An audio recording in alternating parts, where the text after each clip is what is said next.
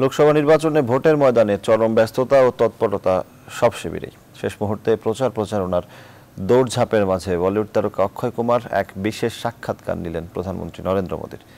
Exclusive সাক্ষাৎকারে অকপট প্রধানমন্ত্রী জানিয়েছেন, রামকৃষ্ণ মিশনের ভাবধারায় অনুপ্রাণিত মোদী চেয়েছিলেন সন্ন্যাসী হতে। ভাগ্যের চাকা ঘুরে আজ তিনি প্রধানমন্ত্রী।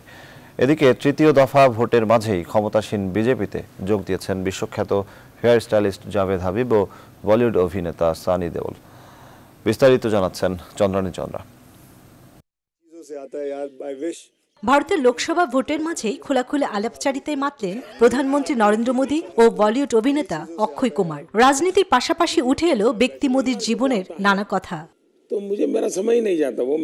আমি লাইব্রেরিতে গিয়ে বড় বড় মনীষীর জীবনী পড়তাম, তাদের মতো হতে ইচ্ছে হতো। অনেক সময় খাঁকি পোশাক পরা সেনাদের দেখে আমি দেশের জন্য সেনাতে যোগ দিতে চেয়েছিলাম। এরপর রামকৃষ্ণ মিশনের ভাবধারায় অনুপ্রাণিত হয়ে সন্ন্যাসী হতে চেয়েছিলাম।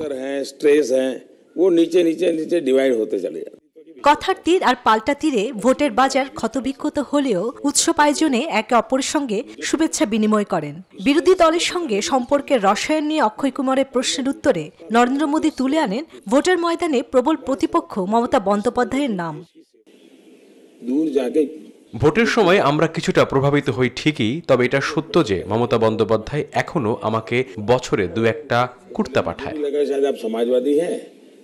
গোটা দেশ যখন নির্বাচন নিয়ে কথা বলছে, তখন সম্পূর্ণ অন্যরকম একটি আলাপচারিতায় যোগ দিয়ে মোদী বলেন, সকলের সঙ্গে মিলেমিশে কাজ করতে তার পছন্দ। এদিকে নির্বাচন চলাকালে মোদীকে নিয়ে অক্ষয়ের সাক্ষাৎকারের বিষয়ে এখনো মুখ খোলেনি বিরোধী শিবির। এদিকে লোকসভা নির্বাচন চলাকালে নয়াদিল্লিতে বিজেপি কার্যালয়ে আনুষ্ঠানিকভাবে দলে যোগ দিলেন জাভেদ হাবিব। এরপরই এক সাক্ষাৎকারে জাভেদের মন্তব্য, চুলের চৌকিদার থেকে এখন তিনি দেশেরও চৌকিদার। অন্যদিকে আনুষ্ঠানিকভাবে গেরুয়া শিবিরে যোগ দিলেন সানি দেওল। পাঞ্জাবের গুরুদাসপুর থেকে বিজেপির টিকিটেও ভোটে দাঁড়াতে পারেন তিনি। চন্দ্রানী চন্দ্রা, নিউজ 24।